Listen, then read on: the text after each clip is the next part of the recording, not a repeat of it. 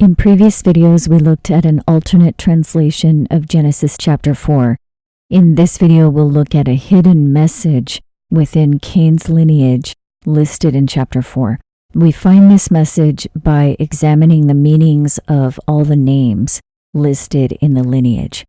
The lineage begins with Adam and Eve, but notice this word Adam, number 120, is not a name. It simply means humans. The name Adam is actually word 121, but it's not used in chapter 4.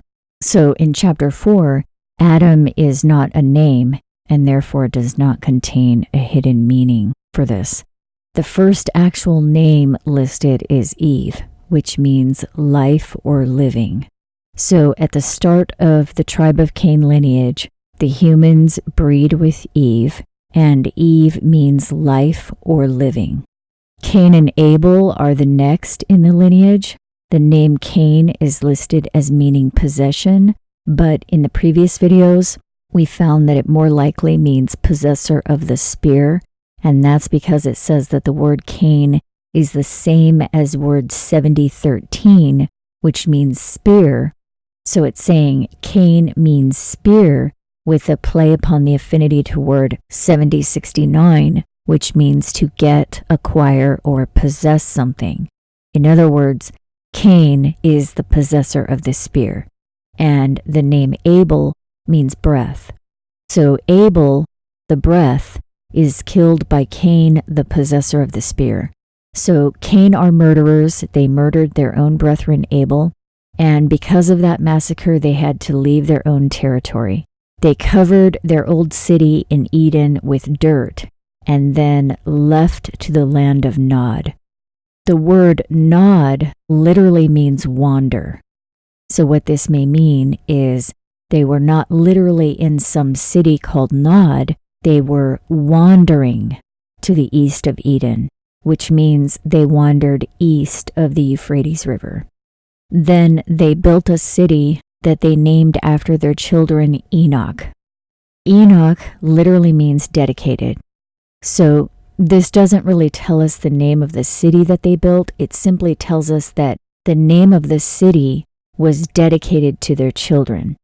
So it seems like this is giving us a series of riddles to solve. We must determine which city Cain built using the codes left here in the text. The clue is that the city that the early hybrids built was named after their children. Then it tells us Cain's children Enoch brought forth Irad, and the name Irad means fleet. So at this point, the tribe of Cain is a fleet. Irad then brings forth Mehujael, and Mehujael is listed as meaning smitten by God. However, it says the word originated from two words, number 4229, which means to wipe out, and word 410, which is the word El, which means God. So Mehujael means wipe out God. It can also mean wiped out by God. Then Mehujael brought forth Methusael, and Methusael is listed as meaning who is of God. But this is not referring to the Elohim, because notice the word stems from two words. First, word number 4962, which means male, and word 410, which is the word El, which means God, godlike one, or mighty one. So Methusael doesn't mean who is of God. Instead, it means male God. Then Methusael brought forth Lamech, and the name Lamech means powerful. Then it says the tribe of Lamech took two Isha, Adah and Zillah. Adah means ornament, and Zillah means shade.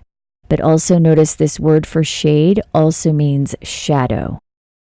So Adah is the ornament, and Zillah is the shadow. This is very interesting because the nature of the image technology requires two things. First, it requires that you cover up the natural image. For example, the covering of Cain's distinguishing mark.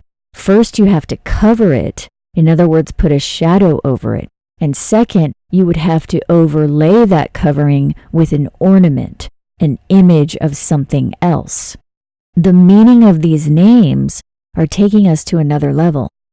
Then the word in verse 20 translated as father, literally word number 1, also means head or founder of a household.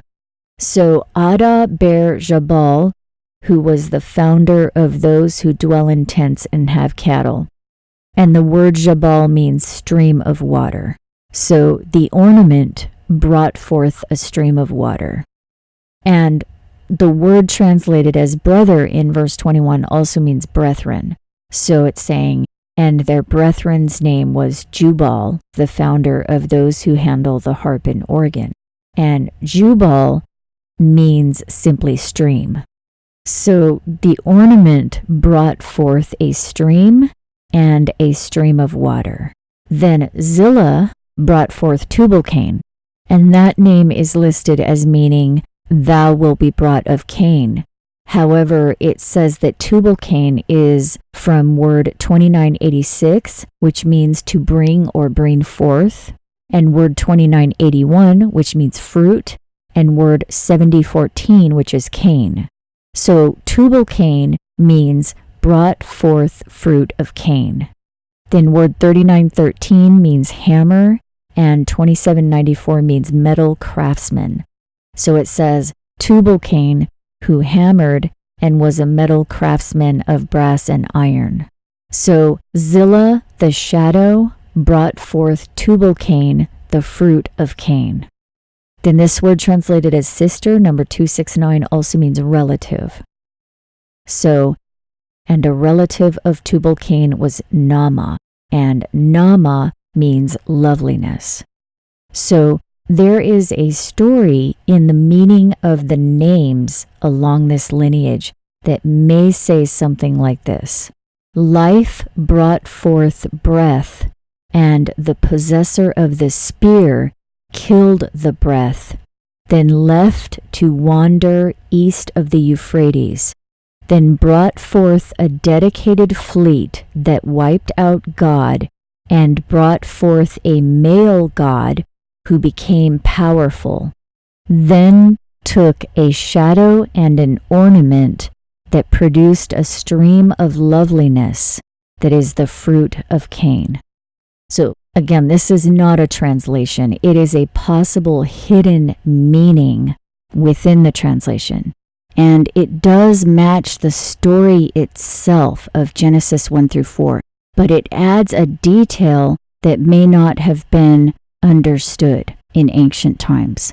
The stream of loveliness sounds very much like the shaft of light that made the Isha beautiful. The stream of loveliness, then, is a lie, and therefore the fruit of Cain, it's saying, is lies. I hope you found this interesting. For more information on the recent fulfillments of Bible prophecy, see the playlist linked here. Thank you so much to those who make this work possible. If you liked this video, please consider providing support using the link below or at indigoflower.net. I hope you're doing well, and we'll continue this next time.